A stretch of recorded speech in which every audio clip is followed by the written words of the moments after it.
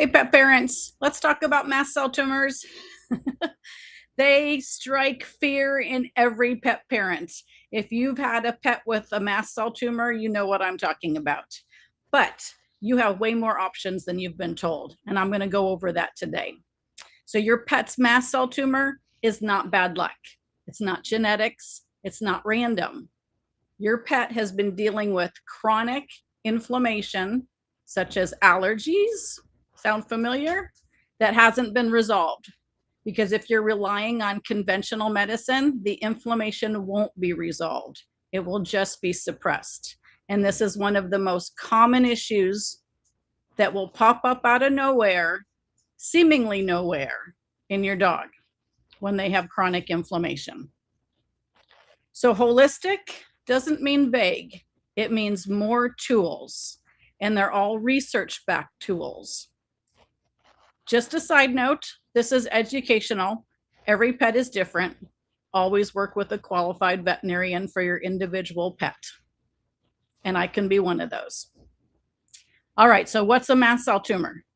It is the most common malignant skin tumor in dogs. They're single little button tumors. They're raised, they're pink, they're hairless, and there's usually just one. Sometimes there's multiple. They can look identical to histiocytomas, which is the benign version of a mast cell tumor. But they can also masquerade as other lumps and bumps. They can look like a lipoma, and then when they're biopsied, there'll be mast cells in the center of it. So you always want to do a fine needle aspirate and cytology, or you want to have your vet do a fine needle aspirate and cytology, which is basically a biopsy of a lump. Any suspicious lump. Mast cell tumors are aggressive. Some of them will ulcerate and grow really quick. Like they'll start as these little button tumors and they'll get big and ugly and ulcerated. They can also be teeny tiny. All of them can swell up and shrink back down, which is really strange. But if you think about it, mast cells are part of the response to itching. Mast cells release histamine, which causes the itching. So they will release some histamine, swell up, and then shrink back down. And so this waxing and waning behavior is significant because that tells you you've probably got a mast cell tumor, right? I have had pet parents show me lumps that when they touch them or manipulate them under the little lump under the skin, it will swell up and then it goes away. So that's very suspicious for a mast cell tumor. Conventionally, what they think or what the research shows causes mast cell tumors, there's a mutation in the c-KIT gene that causes uncontrolled mast cell growth in dogs and cats. So partly it can be genetic. Another genetic component is that certain breeds are predisposed. Boxers, which is our #1 breed for cancer in general, Boston Terriers, English Bulldogs, Pugs, French Bulldogs, Pit Bulls, Labs, Golden Retrievers, Cocker Spaniels, Schnauzers, Staffordshire Terriers, Beagles, Rhodesian Ridgebacks, Weimaraners, and Shar-Peis. But this is the key. Many dogs that get mast cell tumors have a history of chronic inflammation, skin infections, allergic dermatitis, food allergies, leaky gut, chronic GI problems. That's not a coincidence. Chronic inflammation is the environment that allows cancer to develop. So conventional options. Everyone knows surgery, right? We want to take the lump off. That's actually the gold standard. And that goes for holistic medicine or integrative medicine. So integrative medicine is a combination of both holistic and conventional. It kind of merges everything. So we want to try to remove the mass.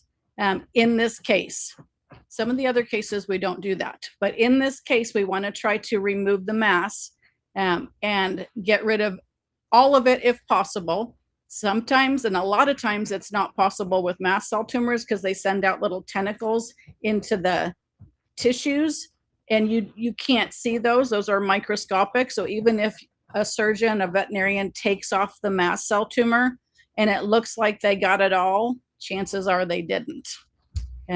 But we need to try, because when we use natural strategies, if we have less tumor burden to deal with our natural strategies, that's more effective than trying to use herbs and supplements for a ginormous, ugly tumor. The other things that are done in conventional medicine, especially when surgery leaves dirty margins or leaves tumor behind in the body, is radiation. So radiation therapy is used when there's tumor left over and they know it. And then also chemotherapy. Palladia is becoming more popular, but there are other chemotherapies that are used. And that's to really get rid of any leftover cells that were left over from the surgery. Surgery is our primary way of getting rid of these. Other things conventionally that are done are Benadryl, so antihistamines. So reduce that antihistamine or reduce that histamine load so it doesn't, so it calms everything down. And also they'll use something like famotidine or Pepcid to protect the stomach, because mast cell tumors can cause a lot of inflammation and can cause stomach ulcers. But your pharmaceuticals, even like Benadryl and Pepcid, have its drawbacks. They do not support the immune system and they do have side effects. Another common conventional approach is steroids like prednisone or prednisolone. They will shrink mast cell tumors and give the appearance of improvement. So they reduce the size of the tumor temporarily, but they won't get rid of the tumor. It won't put it into remission. And there was a study, and actually Dr. Phil Bergman was part of this study. I went to school with him at Colorado State. He's a great board certified oncologist that has done some really incredible research for cancer in pets. But in the article or in the research study, they reported that there was no evidence that steroids as an individual drug have any influence on survival time or long-term quality of life for dogs and cats with mast cell tumors. So that's not a valid treatment or standalone treatment. A real interesting conventional treatment that's marketed to conventional vets and conventional oncologists is Stelfonta. This is an injection.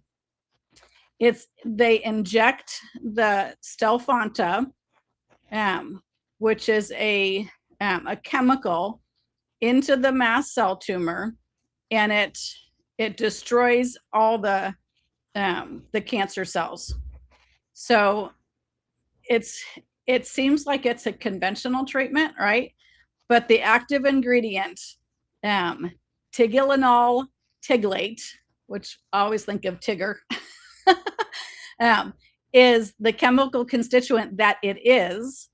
And they get that from extracting it from the seeds of the Australian blushwood tree. So it's actually an herb. It's an injectable herb. So they're using herbal medicine. They just don't realize they are. So it's awesome. So that actually is a nice alternative, especially for a pet that can't have surgery. So maybe you have a pet that is an anesthetic risk. Maybe they have heart failure or something, like there's something bad going on and they cannot have anesthesia or surgery, which needs anesthesia. This is an option.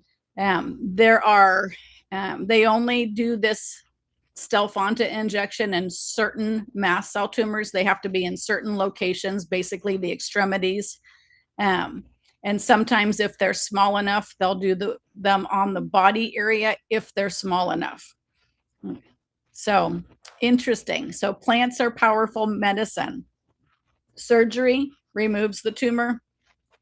Chemo tries to control the spread, but none of this addresses why your pet got the tumor in the first place, right? So it doesn't address chronic inflammation, leaky gut, suppressed immune system, all that allowed this to happen. And that's where natural medicine fills this gap. And natural medicine also offers research-backed anti-cancer herbs and supplements, and they don't tank the immune system. It's freaking awesome. So in the holistic perspective, mast cell tumors in traditional Chinese medicine are considered blood stasis. And stasis is basically when things stop moving, or stagnation, a lack of free flow of blood. So there's always an underlying deficiency, meaning a suppressed immune system. And in Chinese medicine, it's a deficiency in qi, which is energy, and blood, which blood is blood, right? So we always have a deficiency or a suppressed immune system. And then what follows is blood stasis or stagnation. And that's what the mast cells are considered, is blood stagnation. So the body's circulation is impaired to the skin, and over time, stagnation accumulates, densifies, and becomes a mass. But mast cell tumors don't happen overnight. It's the end result of a long process. So not only do you have the genetic issues, the genetic predisposition, or the genes, or the breed that your dog might be, but you also have environmental toxins like pesticides and herbicides and flea and tick products, chronic inflammation, improper diet, stress will suppress the immune system. Medications like Apoquel are contraindicated with cancer. They all add up.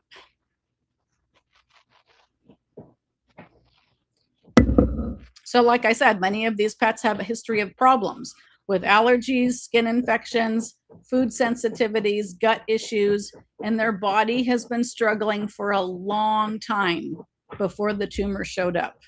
The tumor is where the problem surfaced, but the problem is body-wide. So there are holistic therapies like acupuncture, laser, herbs, nutraceuticals, fresh food diets that will work to normalize the circulation, slow cancer cell growth, prevent spreading, trigger cancer cell death, and wake up the immune system. And a lot of herbs have been scientifically shown to inhibit cancer cell proliferation. There is a lot of research out there on herbs and cancer. Just go on Google Scholar or PubMed and put in whatever you want. You'll see tens and hundreds of thousands of studies on herbs, because they're trying to isolate those chemical constituents like they did with the Stelfonta. They're trying to find more chemical constituents that they can turn into a pharmaceutical. So there's tons of research. Some of the breast cancer chemotherapies are actually from herbs. They're chemical constituents of herbs. So herbs also will induce cancer cell apoptosis, which is cancer cell death. And herbs also stimulate the immune system or modulate the immune system.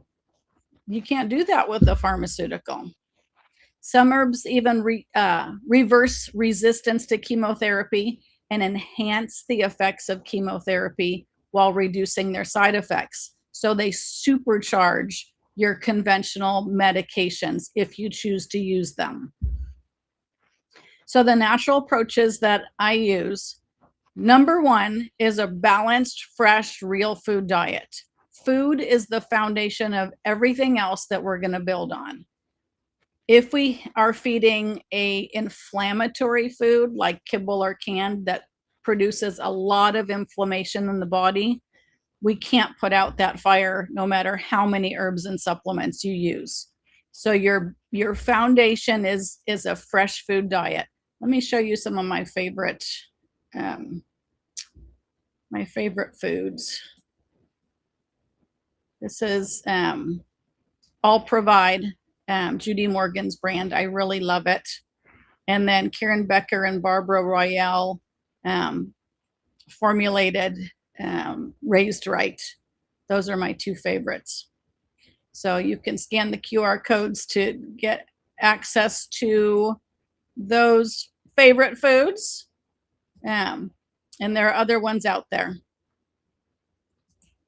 Okay, so number 2, let's see, is quercetin. Quercetin is a natural Benadryl, a natural antihistamine. It's a plant flavonoid that stabilizes mast cell membranes. It also has anti-cancer properties.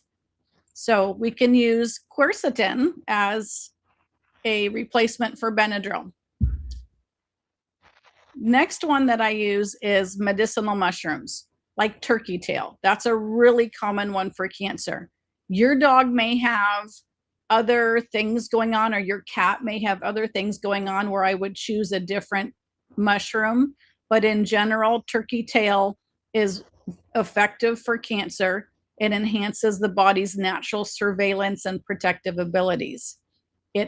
It supports the immune system. It modulates the immune system. It gets it where it needs to be. With turkey tail, we need to use high doses though. So usually the dose is on the bottle, and make sure you get the fruiting body and not the mycelium. There's a lot of junk out there.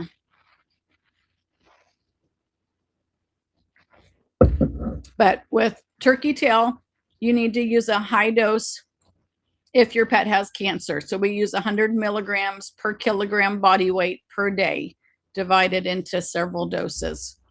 I actually have a supplement bundle that has it in there. Let me pull that up. So I have a supplement bundle with the core supplements for pets with cancer, and we'll talk about some of these other ones. But there are just basic supplements after fresh food diet that are going to help with your pet's immune system and strength to get over the cancer. So we need to kick their immune system in so that they can help themselves get over cancer and mast cells. All right, another thing that is a core supplement for cancer, including mast cell tumors, are omega-3 fatty acids. Fish oil, really easy to give. There's capsules, there's liquids, super easy to give, but foundational. It's a core supplement. It helps counter all that chronic inflammation that has been created and created this problem.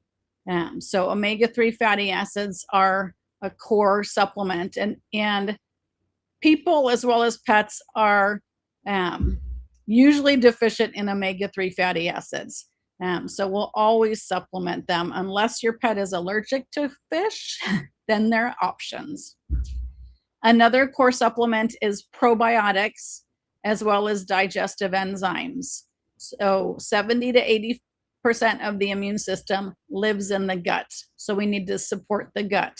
That's where everything went wonky, is in the gut. So probiotics, digestive enzymes are core supplements. They're actually treating pets with cancer with FMT, the fecal microbiota therapy, where they're actually giving a pet poop.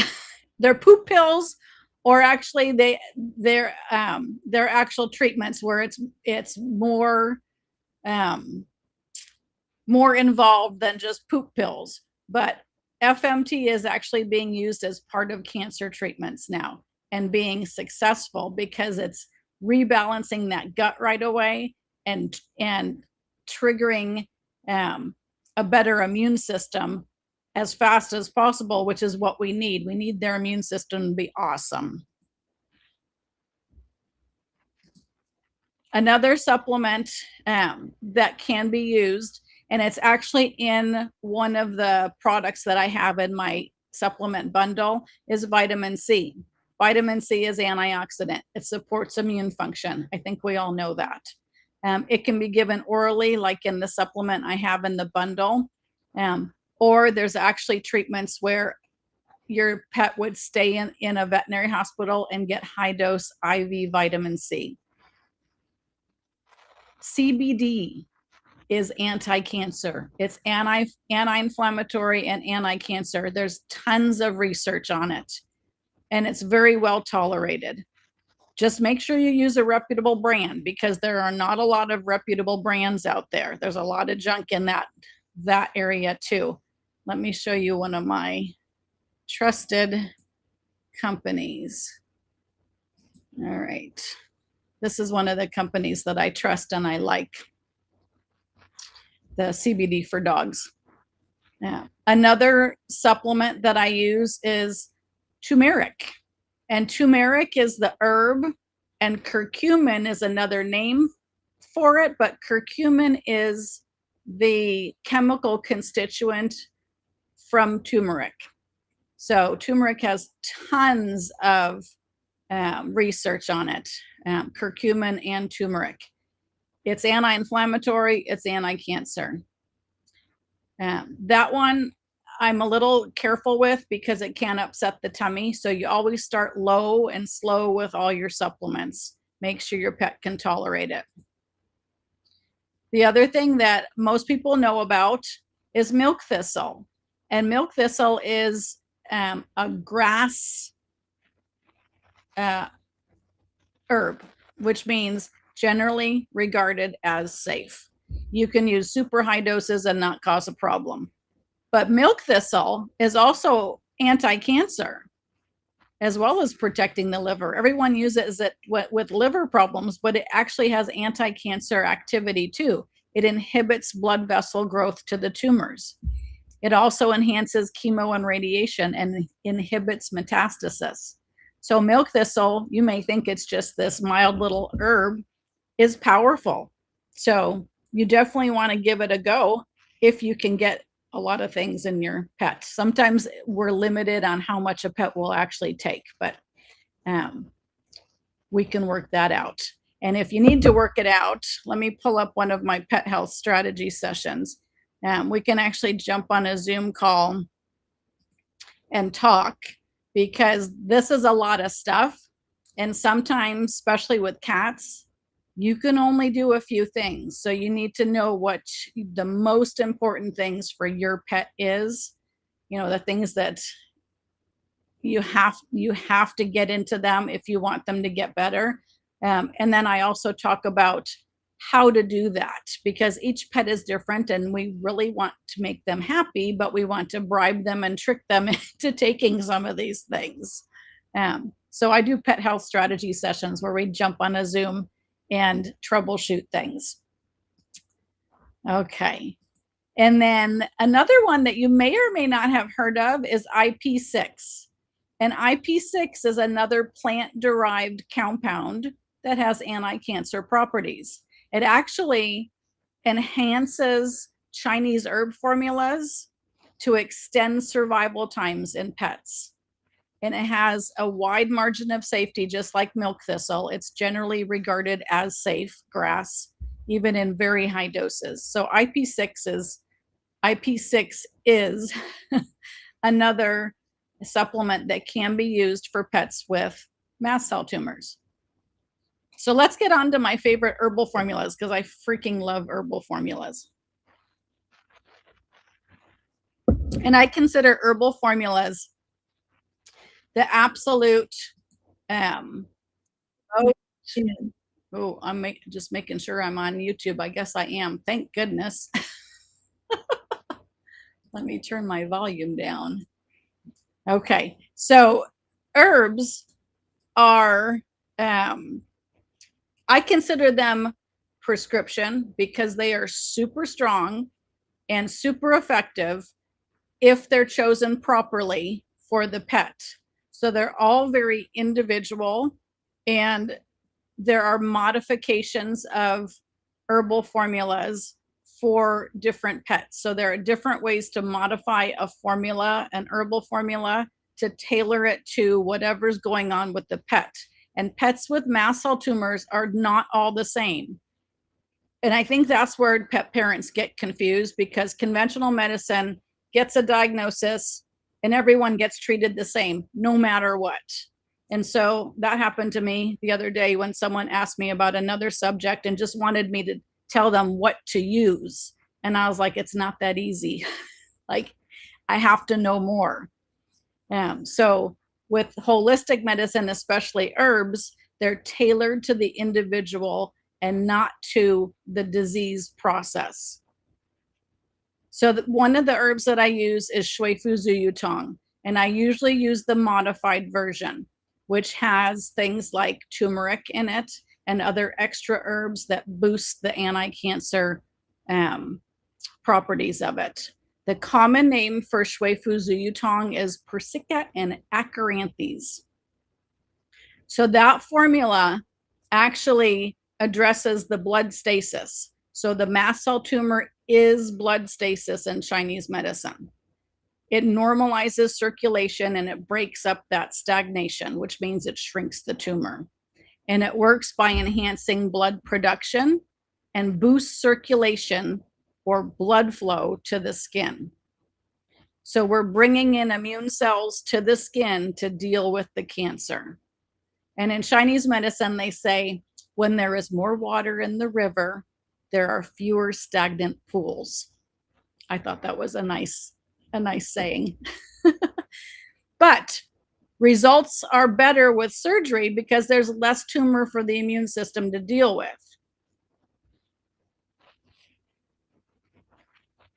Shui Fu Zhu Tong is compatible with chemo and radiation, and it also helps limit bone marrow damage from chemo. So it boosts the blood production or the bone marrow production of blood cells. So that's a really strong formula, and there are different variations of it. The other thing I use commonly is Xiao Chai Hu Tong, or a modification like the Chai Hu Jia Longu Muli Tong. This formula supercharges the Shui Fu Zhu Tong. And I think it was last week that we talked about Xiao Chai Hu Tong. So if you want more information on that, it's in last week's video. It is the most well-researched anti-cancer formula in China. It's immune modulating. It inhibits cancer cell growth. It's directly toxic to cancer cells. It stops cell division. It triggers cancer cell death or apoptosis. And it only does this to the cancer cells. It doesn't do this to normal cells, which is what chemo does. Chemo just wipes out all rapidly dividing cells, especially the tumor cells. So you have more side effects with conventional chemo. Whereas with your herbal chemo, right, your anti-cancer herbs, they target the cancer cells. They don't target normal cells, but they do sensitize the cancer to chemo. So they actually boost the effects of conventional chemo and can be used alongside chemo and radiation. So Xiao Chai Hu Tong or Minor Buplurum is another one that I'll commonly use with these guys, if they fit the pattern. Not all dogs will fit this pattern, which is a Xiaoyang disharmony. We talked about it last week. Not all pets, dogs or cats, will fit this pattern. So they have to be tailored. Artemisia is another herb that you think of for anti-cancer properties. And I will sometimes add Artemisia to my protocols. But each pet gets a customized herbal plan. It's not one size fits all. So if you have a pet with a mast cell tumor or multiple mast cell tumors, or they keep coming back, and maybe they have other issues, so it makes it very complex, that's where I do a telehealth consult, and I'll go over everything that's going on with your pet. And usually I'll pick out 2 or 3 big herbal formulas that address everything that's going on with your pet, especially the cancer. Let me get that. We'll get that QR code. These are my telehealth consults. So it includes medical record review. I have you fill out intake forms with all kinds of questions your regular vet won't ask you, all kinds of crazy questions. It includes 30 days of email support afterwards, and a customized, specific plan for your pet. It's very detailed. All right. So other things that I use, here's some bonuses. Melatonin. It's not just for sleep. It's antioxidant. It's anti-angiogenic, which means it turns off or cuts off the tumor blood supply. It promotes cancer cell death. It inhibits cancer cell growth. And it also, bonus, helps with prednisolone and prednisone side effects. So if you are using prednisone with your pet with mast cell tumors, and a lot of you probably are, melatonin can help reduce side effects. And side effects as simple as just panting a lot, eating a lot, drinking a lot, peeing a lot, it can kind of tone all that down. So melatonin is cheap and easy, and it also is anti-cancer. So go for it, right? Another bonus is something like frankincense oil, essential oil. Frankincense is anti-cancer. You can diffuse it in your home. It smells good. It's anti-cancer. It's antimicrobial. And or you can use it on your pet, maybe not necessarily on the tumor, but on your pet. So essential oils. Let me pull up my essential oil company that I like. Let's see, essential oils for pets. There we go. All right. So check out that site for essential oils and all kinds of information on using them for your pets. All right. So what can you do right now?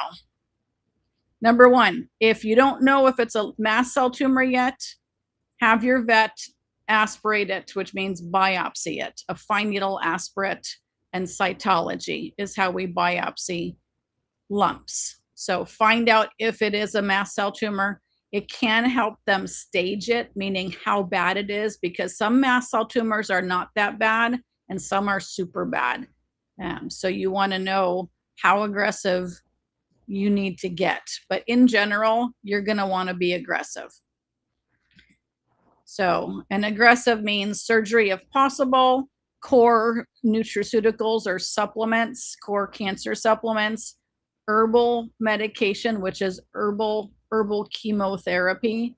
We want to get as aggressive as possible and support your pet's immune system. So switch to a fresh food diet if you haven't already. If you're feeding kibble or canned food, that's heat processed food that is inflammatory. It is working against your pet's immune system. It's suppressing your pet's immune system. Start quercetin, start turkey tail mushrooms, start omega-3 fatty acids. They're safe, they're cheap, they're accessible. They're great starting points. Another thing that you should consider or may consider is getting the vitamin D level tested. A lot of pets and a lot of people are vitamin D deficient, and this predisposes us to illness. And so part of the treatment for a lot of these guys is to supplement vitamin D3. Here's a vitamin D test. That's a test kit. You will need a blood sample for the test kit, but it's something that you can send in, and you can have your vet or your vet tech draw you an extra blood sample when your pet is in there, and you can submit this for vitamin D testing, and they'll tell you where your pet is and how much supplement your pet needs. The other thing you want to do is you want to document everything. Take pictures of the lumps monthly or as often as you can. especially if your pet is not having surgery or can't have surgery. Take pictures. Keep a log of your pet's energy level, appetite, poop, what supplements they're on, what drugs they're on, what lab work is showing. Like, keep a log, keep a folder or a spreadsheet or something on your pet so you know what's going on, and always ask for your records and your lab work. So don't wait. Cancer doesn't wait. We don't want to wait. Don't wait for it to get worse. Don't just watch it. That's a common one I hear. I'm just watching it. The worst thing you can do is do nothing, because maybe you're just too overwhelmed. So if you need help and you're overwhelmed and you need to know what the next best steps are for your particular pet, jump on a call with me, jump on a Zoom call with me in my strategy sessions. Let me put those up again. So we'll talk about what's going on, all the other issues going on with your pet, and the best way to handle what's going on. So a mast cell tumor diagnosis is not a death sentence. It is not. It is something that you can do something about and doesn't have to be fatal. I have dogs. I actually have a patient, and I've been seeing her for probably 10 years. It's wild. And she came in for a mast cell tumor, and she still has that tumor. And because the pet parent didn't want to do surgery, and the tumor shrunk, but it got to a point where it's still there, but it's under control. Her body has kept it under control, and it hasn't done anything. And we've kept it under control with herbs and supplements and diet. So that does happen. So there are natural tools that you can add to your pet's care, and that's just the starting point. The right diet, quercetin to stabilize the mast cells, mushrooms to supercharge the immune system, Chinese herbs that are scientifically proven to fight cancer. There's also things like acupuncture and laser and essential oils and all kinds of things. Conventional medicine and holistic medicine go together. So conventionally, we take the mast cell off surgically if possible, but we also do all the strategies that we talked about with our core supplements and our herbal formulas and our real food diet together. And that's the sweet spot.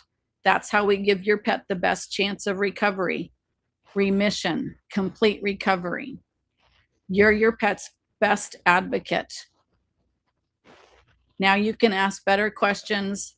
Now you have more options, and you can provide better care and demand better care. So let's see if any questions. All right, so someone says they're currently using 5 defenders. That's fabulous. That has turkey tail in it. So that's great. You'll probably have to use a little higher dose, and I can help you with that.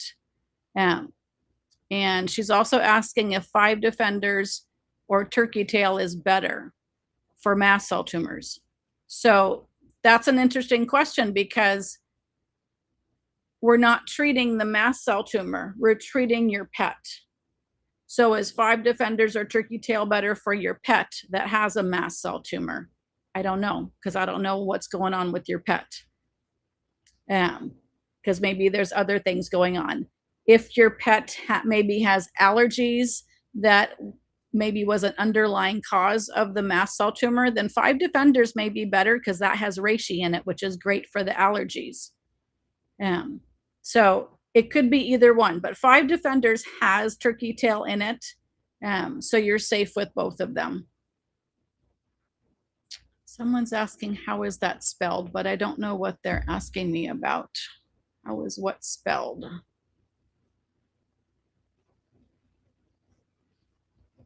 All right. Well, email me. contact me. My website is drpameladragos.com, drpameladragos.com. And just send me a message if I didn't spell something for you and you're confused about something, because I definitely want to take care of that. Okay.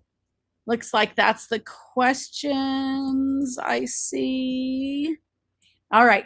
Have a wonderful Saturday, and I'll see you next week. We're going to talk about hemangiosarcoma next week, another common cancer that we can do something about and you have options for. Okay. All right. Thanks, everyone. I'll talk to you later.